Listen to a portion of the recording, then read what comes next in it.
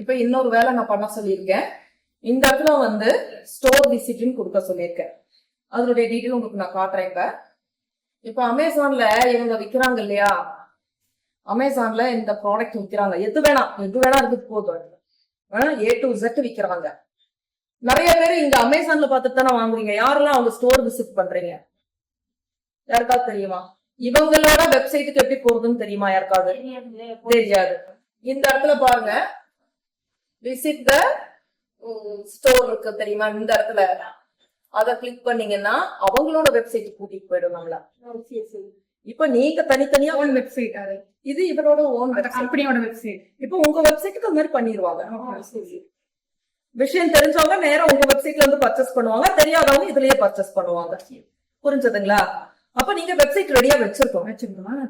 இப்போ உங்க வெப்சைட் உள்ள போனாங்கன்னா எப்படி இருக்கும்னு கேட்டீங்கன்னா அண்டர் கன்ஸ்ட்ரக்ஷன் வரும். நீங்க வெப்சைட்டுக்கு நீங்க பர்சனலா கொஞ்சம் செலவு பண்ணி உங்க வெப்சைட் எல்லாம் ரெடி பண்ணிட்டீங்கன்னா உங்க வெப்சைட்டுக்கு வந்துடும். சோ இது வந்து அவங்களோட ஓன் வெப்சைட். ஆனா அமேசான்ல இருந்து தான் பார்க்கும். சரிங்களா?